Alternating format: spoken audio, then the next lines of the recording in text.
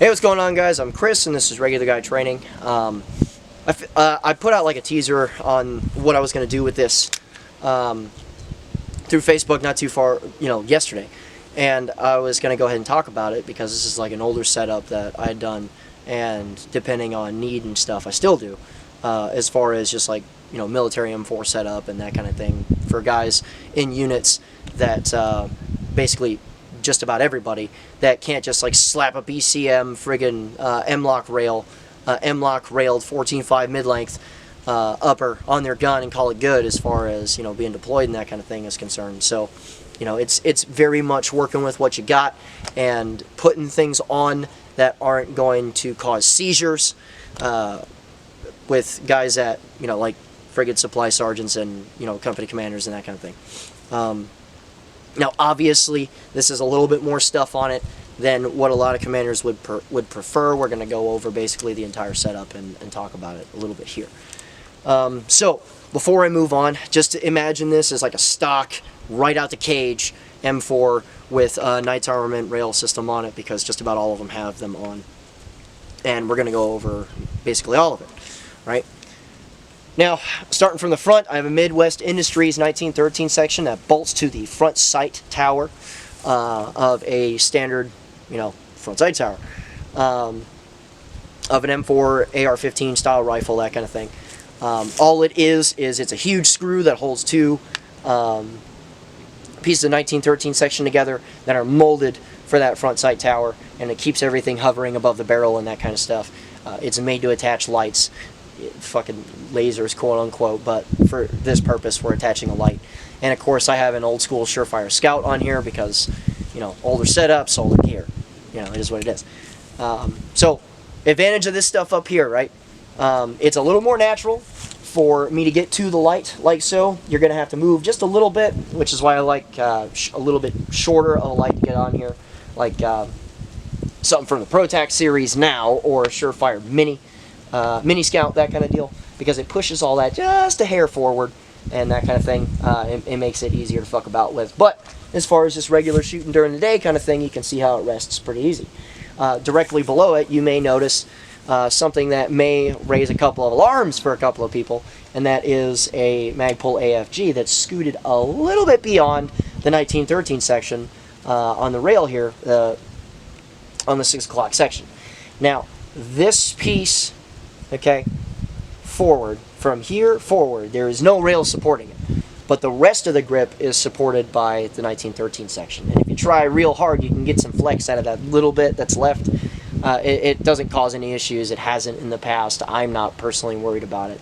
And a cool thing about this too is that it kicks this sling swivel up and permanently out of the way, which I think is fantastic, because a lot of you guys that have messed around with like standard military rifles and that kind of stuff before, and have mounted up your modern slings and that kind of thing to them, you'll notice that this sling swivel that has to stay attached goes a little bit further to the rear, and it starts fucking about with your grip and whatever the hell. It just kind of gets curled up under there. So this being pushed out to the point where it's permanently hanging up a little bit is great, especially since, on the MS3 here, you can just kind of hook up, okay? And once you're hooked up, it's basically permanently kicked out just a little bit, like that's the farthest it goes.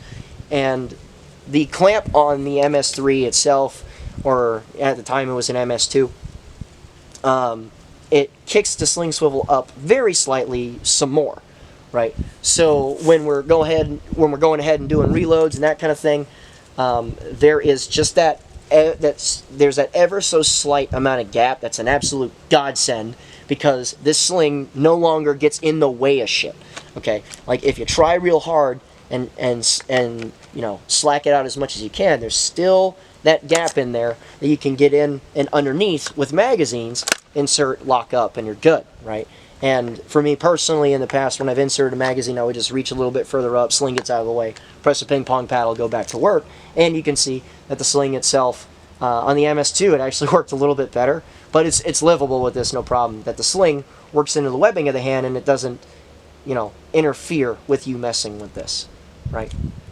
So, guys that can't get that can't take AR wrenches to their rifles and throw on an ASAP sling mount, you can just hook this up to the ass end of your M4 sling, and there you go. You got a solid 2-point setup right there.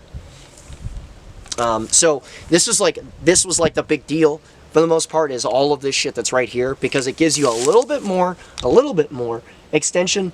A lot of guys complain about being real tight on M4s and that kind of thing. I share that complaint to the point where I won't use an AFG if I'm not doing this whole setup right here.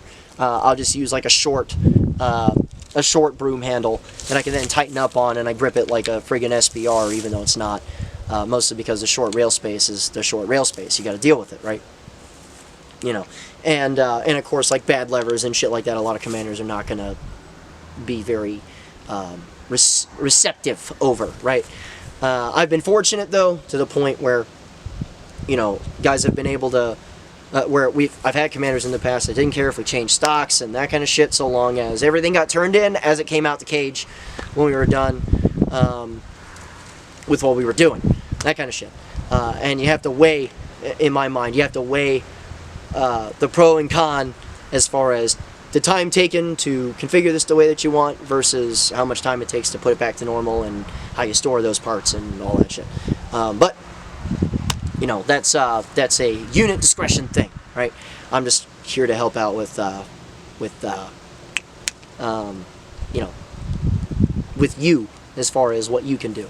I've never had commanders that had issues with me removing the standard rear sight and adding personal, because the standard rear sights fucking suck, and I've had like first sergeants and shit ask me why I chose this over the standard backups, and I would just tell them they fucking blow, and he would be like, all right, cool, turn it back in the way it came out the cage, you know. So it depends on a little bit there. And again, you know, ambi controls and that kind of shit, you're gonna have to figure out how okay they are with that kind of stuff. And me personally, if it's one of those things where it's like, if it's not deployment or like a month-long training event or whatever the fuck, I'm just gonna leave it stock, and just, you know, it's not worth it to me, but it is what it is. Now, the only con that I've recognized from this is that this guy can start to make some noise, right? If you try real hard to move it around. The solution for that was to go in on this side, get some electrical tape, and just tape that side down to where it didn't rattle like that. Or you tape the sling swivel itself. Then it's quiet and it doesn't cause you any issues. The next question that comes up from guys is, okay, well, what happens to, you know, D-balls, PEQ-15s, you know, that kind of shit. I haven't tried a maul on this yet. I don't know if there's any clearance issues or anything. If guys are willing to try this out, and then let me know, you tell me. But of course, with a D-ball or a PEQ-15, you can't mount this to the 12 o'clock because the lasers do not have clearance over these 1913 blocks. Nor would I recommend sticking one of those fuckers on the side here. It's solid enough to where you could theoretically zero it, but I'm not going to do it. I'm not going to try it because it's a huge brick that clouds glass, that kind of shit. Instead, you mount it to your not shooter side, as far forward as you can get it. And now there's a configuration issue here, right? Because with that brick here, you have to be able to get to both sides. And of course, you have like an IR filter on your light and that kind of stuff. You have to be able to work both, right?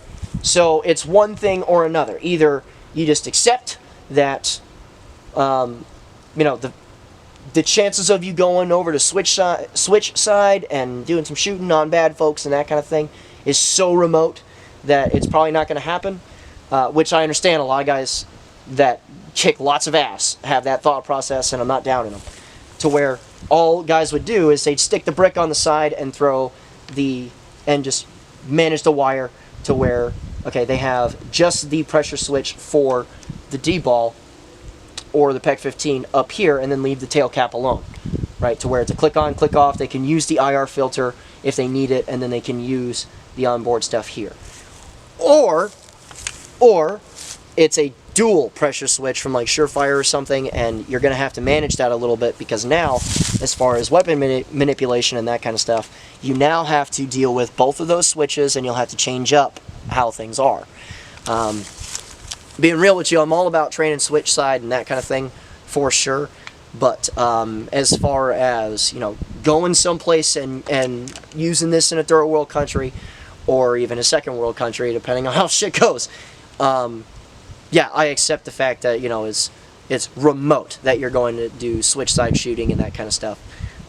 So me personally, my configuration would just be the single pressure switch and then leave the tail cap alone.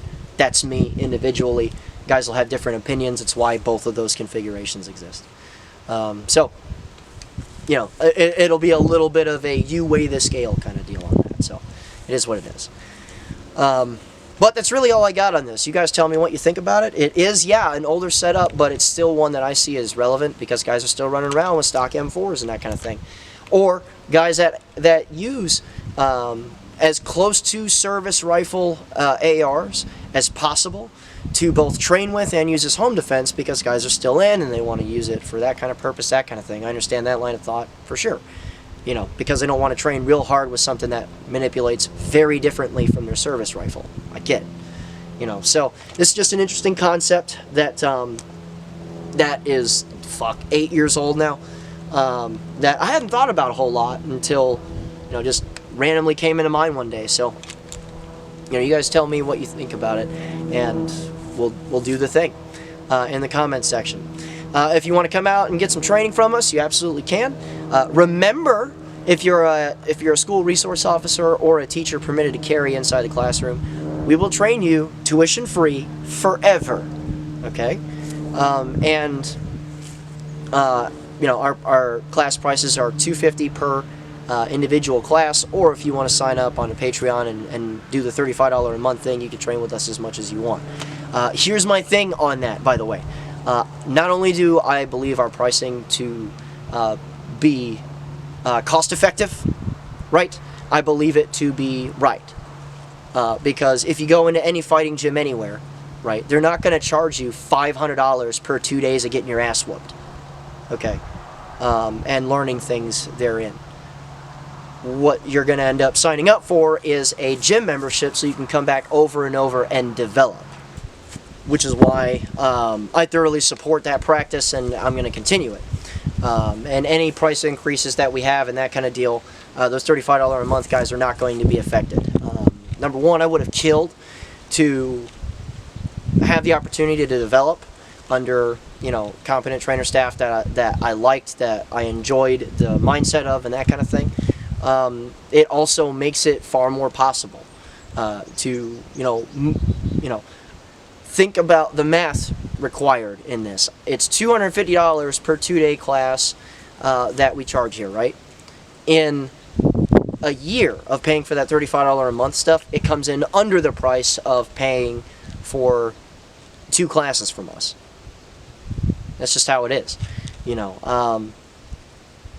So it's just how it's going to be.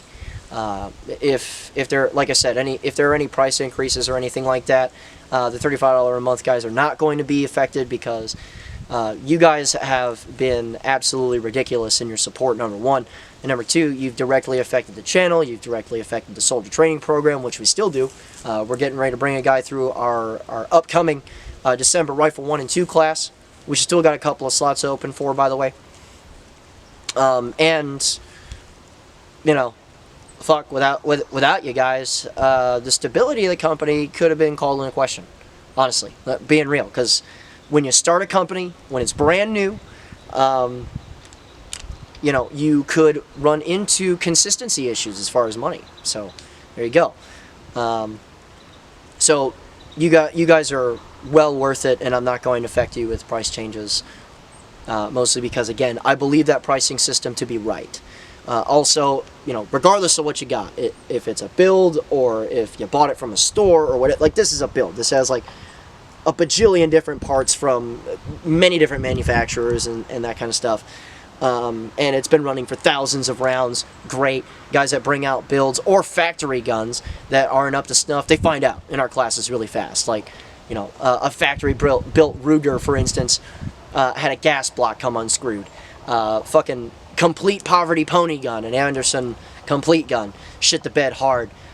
We've had other factory guns, you know, snap at the cam pin hole for your bolt, right? And then, build guns go down just as hard because guys skimp where they shouldn't. That kind of shit.